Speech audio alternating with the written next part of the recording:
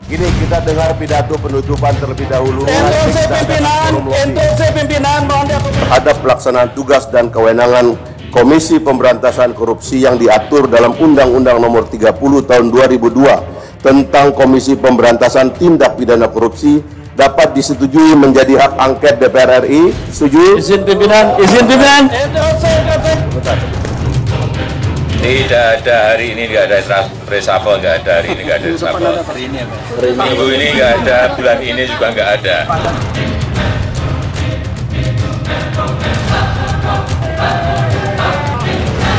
Ini kan harus kita tertibkan, itu aja, supaya ini bisa dipakai track layang ini. Kalau nggak bisa dipakai, nggak bisa dikerjakan itu. Pimpinan tolong tadi itu dicabut kembali dulu supaya kita bisa ngambil lobby sebentar setelah pembacaan sambutan dari pimpinan. Aksi walkout anggota DPR mewarnai sidang paripurna penutupan sidang DPR RI Jumat 28 April yang lalu. Aksi walkout merupakan bentuk penolakan terhadap penetapan hak angket terhadap Komisi Pemberantasan Korupsi. Pelaksanaan tugas dan kewenangan Komisi Pemberantasan Korupsi yang diatur dalam Undang-Undang Nomor 30 Tahun 2002 tentang Komisi Pemberantasan Tindak Pidana Korupsi dapat disetujui menjadi hak angket DPR RI. Setuju? Izin pimpinan. Sidang ini berakhir kisruh setelah Fahri Hamzah mengetuk palu yang menetapkan pelaksanaan hak angket Dewan Perwakilan Rakyat terhadap Komisi Pemberantasan Korupsi. Hak angket ini bergulir lantaran kasus proyek penggandaan IKTP di Kementerian Dalam Negeri senilai 5,9 triliun rupiah. Dari 5,9 triliun rupiah dana yang dicairkan, Komisi Pemberantasan Korupsi menaksir ada kerugian negara hingga mencapai 2,3 triliun rupiah. Sejumlah saksi menyebut kasus ini diduga melibatkan lembaga terhormat Dewan Perwakilan Rakyat. Adapun tujuan pengajuan hak angket adalah untuk meminta KPK membuka rekaman pemeriksaan mantan anggota Komisi 2 DPR Miriam S. Hiryani. Kepada KPK, Miriam menyebut sejumlah anggota DPR menerima bancakan dana IKTP. Namun, dalam persidangan Miriam justru menarik berita acara pemeriksaan dengan alasan dapat tekanan dari penyidik KPK.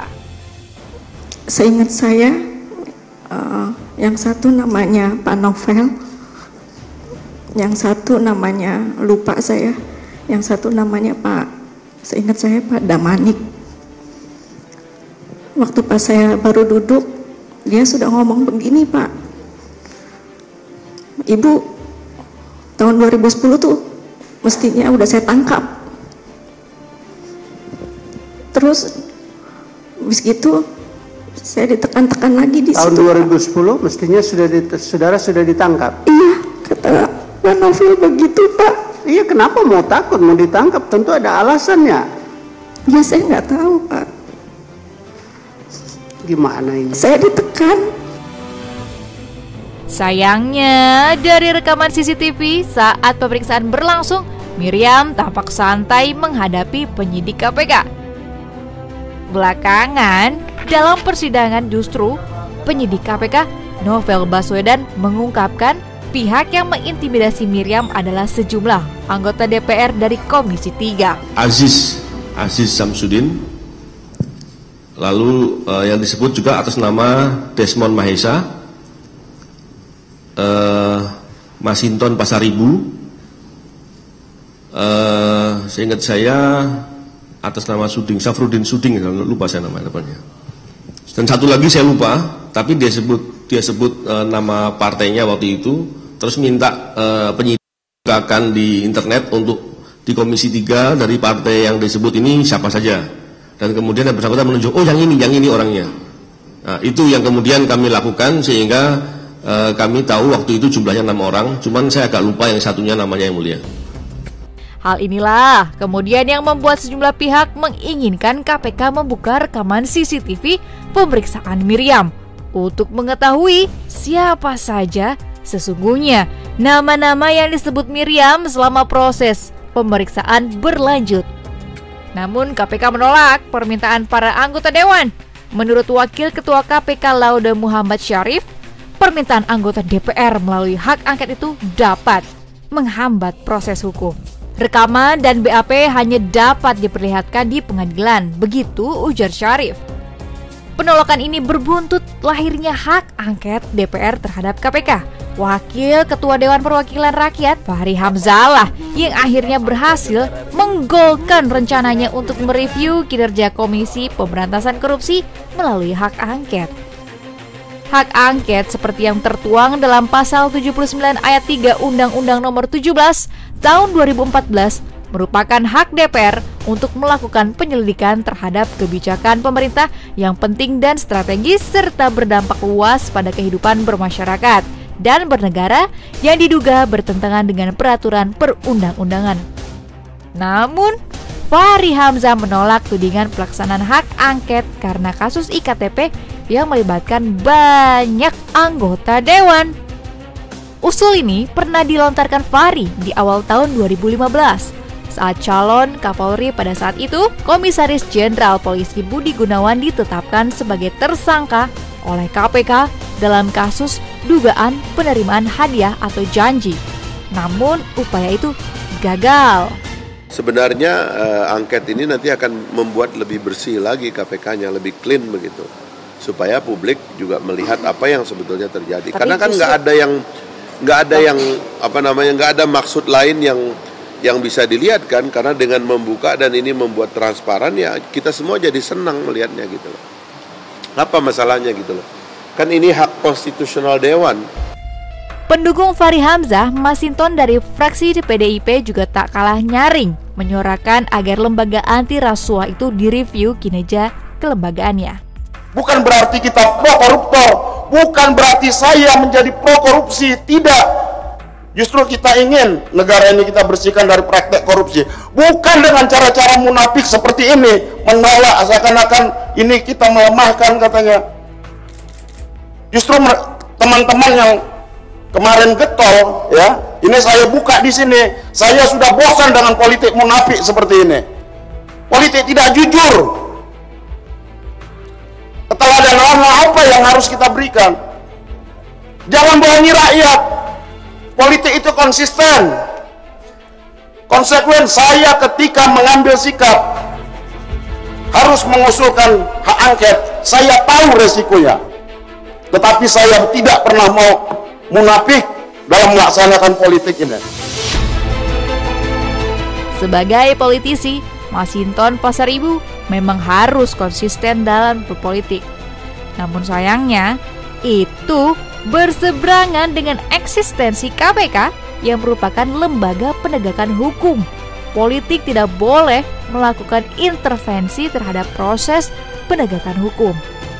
Kami harap dan kami cukup yakin berbagai pihak akan seharusnya memahami bahwa hak angket atau hak konstitusional lain tidak digunakan untuk kemudian mengintervensi proses hukum, karena sekarang proses hukum sedang berjalan, kecuali memang ada perintah pengadilan yang mengatakan KPK harus membuka itu.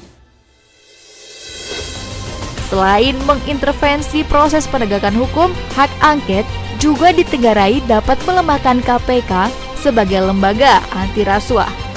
Karena hak angket menjadi alat kontrol legislatif terhadap KPK sehingga mengganggu jalannya proses penegakan hukum terhadap para pelaku korupsi.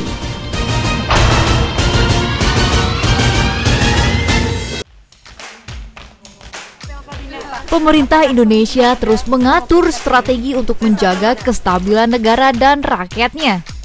Kabinet kerja yang dibangun Presiden Joko Widodo bersama wakilnya Yusuf Kala terus diawasi kinerjanya.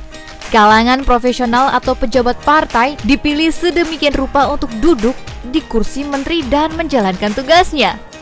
Memang bukan pekerjaan rumah yang mudah untuk menjadi jajaran terdepan dalam tatanan negara. Terbukti, pasang copot jabatan alias reshuffle Menteri Kabinet Kerja juga terjadi. Biasanya aroma reshuffle tercium beberapa bulan sebelum perombakan terjadi. 2 kali sudah Presiden Joko Widodo melakukan pergantian pemain di kabinetnya. Juni 2015, Presiden kerap membicarakan evaluasi menteri dan pada 12 Agustus 2015 reshuffle jilid 1 terjadi. Terdapat 5 menteri yang harus diganti dan 1 menteri bergeser. Tidak hanya itu, pada Maret 2016 sinyal untuk mengganti para menteri juga terjadi. Presiden menekankan efisiensi dan kecepatan untuk memenuhi target. Tak lama berselang, reshuffle jilid 2 pun terjadi. Saat menghadiri Kongres Umat yang diselenggarakan MUI di Grand Sahid, Jakarta, Presiden ke-7 Republik Indonesia kembali mengirim sinyal evaluasi mengenai kinerja menterinya. Ia menyampaikan bahwa pemerintah menargetkan 5 juta sertifikat yang harus dibagikan di tahun 2017. Tahun depan saya berikan target 7 juta sertifikat harus keluar. Tahun depannya lagi 9 juta sertifikatnya harus dikeluarkan untuk rakyat. Petambak kecil, petani, nelayan, tukang becak, begitu ucapnya. Saya bekerja memang selalu memakai target. Jadi Pak Menteri nggak pernah bertanya kepada saya, Pak, targetnya terlalu besar atau terlalu gede banget. Itu urusannya menteri. Tahu saya, target itu harus bisa diselesaikan. Kalau memang tidak selesai, ya pasti urusannya akan lain. Bisa diganti, ya saya belak-belakan saja. Dengan menteri juga seperti itu.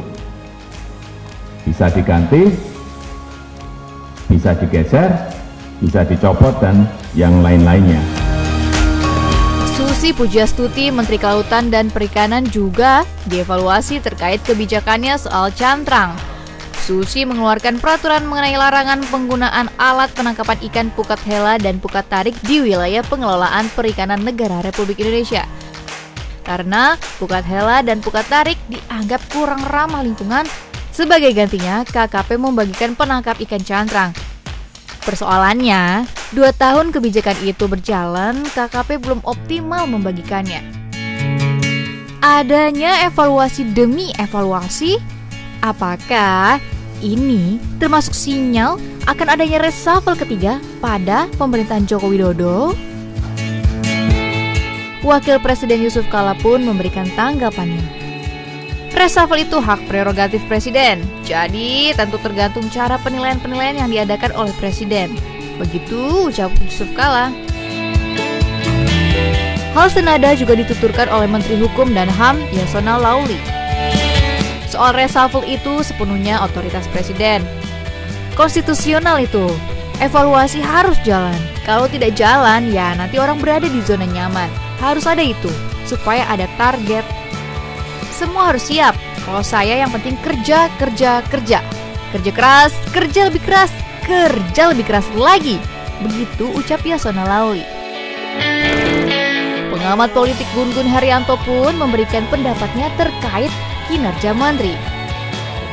Jadi ini soal bukan orang, tapi ini soal bagaimana memastikan kabinet kerja itu jelas kontributif bagi negara, bagi rakyat ini, karena itu bagian dari upaya Jokowi merealisasikan janji nawacitanya. Sirkulasi elit itu pasti bersifat interdependen dan reciprocal. Interdependen itu saling kebergantungan ya. Satu bagian kalau berubah maka biasanya menyebabkan perubahan pada bagian lain. Bahwa apakah reshuffle ini tambahan sulam atau reshuffle ini mencari akar substantifnya, yaitu menteri yang tidak performance-nya buruk itu kemudian dievaluasi. Menanggapi isu reshuffle kabinet ini, Joko Widodo pun memberi pernyataan pada 25 April 2017 lalu. Apanya? Tidak ada hari ini, nggak ada reshuffle, nggak ada hari ini, nggak ada reshuffle. Minggu ini nggak ada, bulan ini juga nggak ada. Apakah ada rencana evaluasi menteri? Yang harus sesuai target? Evaluasi menteri kita lakukan setiap minggu, setiap bulan terus. Menteri-menteri kerjanya saya kira sudah pagi, siang, malam, selalu ke daerah, selalu ke lapangan. Saya kira sudah bisa lihat sendiri. Kalau nggak sesuai target, Pak? Kalau nggak sesuai target, Pak? Apanya? Kalau nggak sesuai target? Ya itu persoalan lain. Baiklah. Berarti sejauh ini belum ada ya Pak bongkar pasang dalam kabinet kerja? Semoga setiap evaluasi memberikan perbaikan terhadap kinerja para menterinya. Memutuskan melakukan tindakan kerja yang kedua. Bandara Soekarno-Hatta akan segera terhubung dengan sarana transportasi kereta dari Jakarta yang dinamakan Kereta Bandara. Kementerian Perhubungan Republik Indonesia Direktorat Jenderal Perkeretaapian menyebarkan angket konsultasi publik tentang rencana pembangunan proyek kerjasama pemerintah swasta kereta api Bandara Soekarno-Hatta.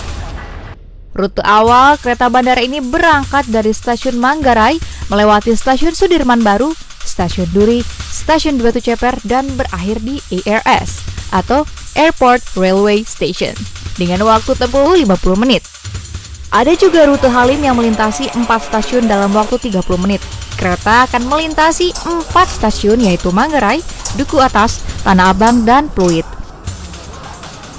Proyek ini nantinya akan terkoneksi dengan sarana transportasi massal lainnya seperti kereta KRL Jabodetabek, bus Transjakarta, proyek Mass Rapid Trans atau MRT Jakarta. Proyek kereta bandara ini menghabiskan dana mencapai 2,7 triliun rupiah. Pihak PT KAI optimis bahwa proyek ini akan rampung pada akhir tahun 2016.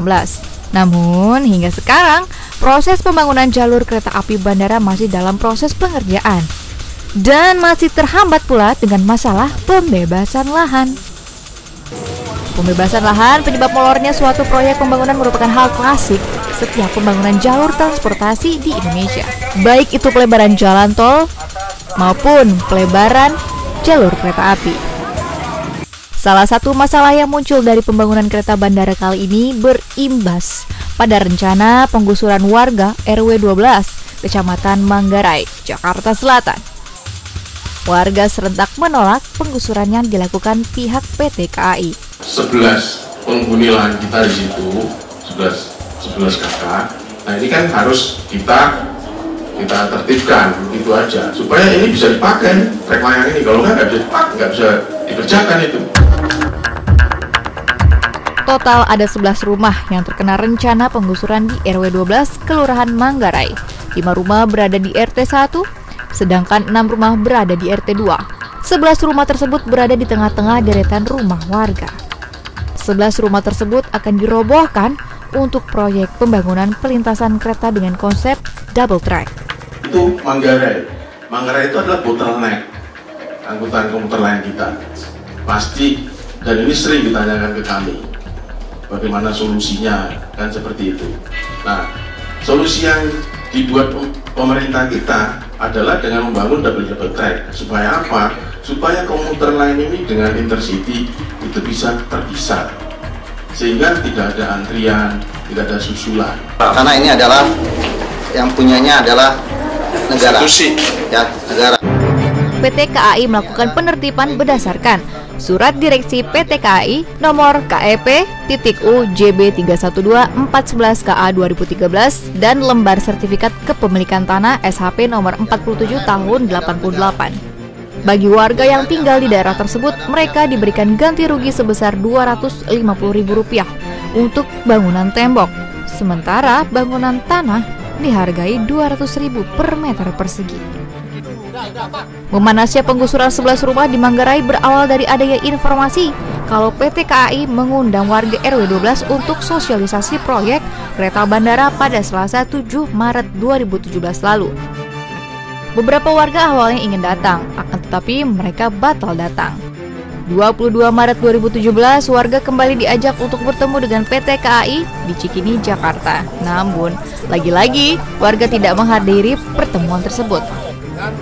Hingga akhirnya pada 4 April 2017, surat penggusuran pun diedarkan PT KAI yang menyatakan akan melakukan pembongkaran pada 9 April 2017 dan meminta warga untuk mengosongkan area yang sudah ditentukan.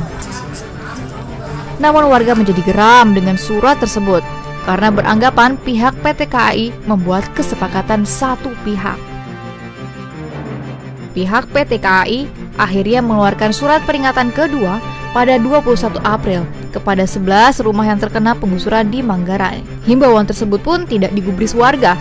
Hingga puncaknya pada 25 April 2017, pihak KAI akhirnya mengeluarkan surat peringatan ketiga untuk warga yang menyatakan akan membongkar secara paksa rumah yang terkena dampak pembangunan kereta bandara apabila mereka tidak segera direlokasi dari lahan tersebut. Sebelum penggusuran, warga mengajukan mediasi dengan pihak PT KAI. Namun, mediasi tersebut tidak berjalan dengan lancar. Warga memilih untuk terus bertahan di rumah mereka dan mendirikan pos penjagaan untuk mempertahankan tanah yang telah mereka tempati puluhan tahun. Dengan dalih, sertifikat tanah yang dimiliki PT KAI sudah kadaluarsa dan warga berusaha untuk mempertahankan tempat tinggal mereka. Hingga sekarang, pembangunan kereta bandara yang sudah rampung hingga 60% tersebut masih berjalan, namun pengerjaan jalur di Manggarai agak tersendat karena penggusuran di Manggarai masih dalam proses negosiasi hingga ada kesepakatan warga dengan pihak PT KAI.